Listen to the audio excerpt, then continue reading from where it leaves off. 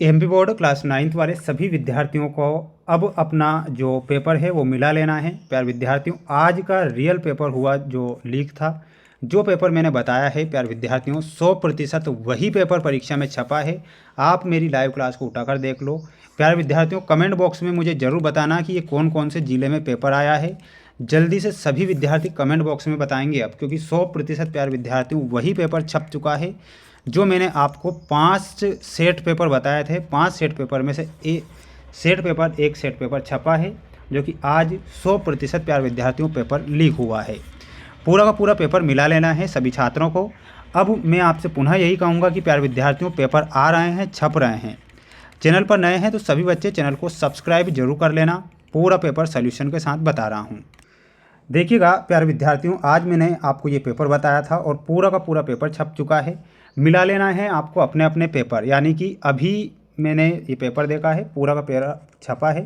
हिंदी साहित्य का स्वर्ण युग माना गया है। मैंने आपको सुबह लाइव क्लास में बताया था कि भक्ति काल को माना गया है, तो इसमें आपको भक्ति काल करेक्ट करके आना था। ठीक है, तो सभी प्यारे बच्चों को मैं यही कहूँगा कि जल्दी से आप मुझे कमेंट बॉक्स में ज़रूर बताना कि ये कौन कौन से ज़िले में पेपर आया है, और पूरा का पूरा पेपर आज छप गया है।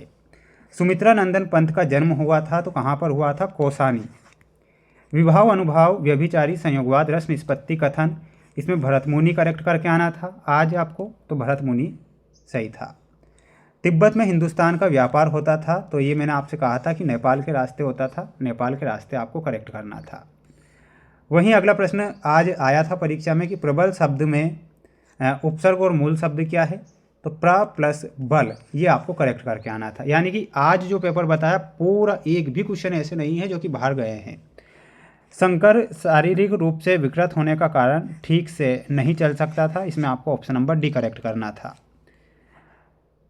इसके बाद देखिएगा, आज रिक्त स्थान में ये सारे प्रश्न आए थे जो कि मैंने सुबह आपको लाइव क्लास में ये पेपर बताया था, पूरा का पूरा जो आज छपा है।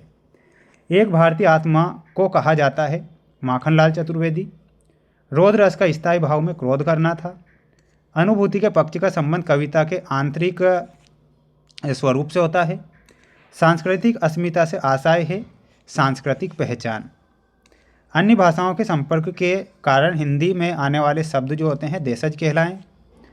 लेखिका मृदुला गर्ग की नानी मन में की आज़ादी के प्रति जुनून था, तो देश, तो इसमें आपको देश लिख कर आना था। जल्दी से बताना है आप सभी बच्चों को कौन कौन से ज़िले में ये पेपर छपा था, है ना? बिल्कुल। बच्चे काम पर जा रहे हैं, तो राजेश जोशी से। 3 वर्णों का समूह गण। लहासा की ओर राहुल सांकृत्यायन। प्रेमचंद फटे जूते।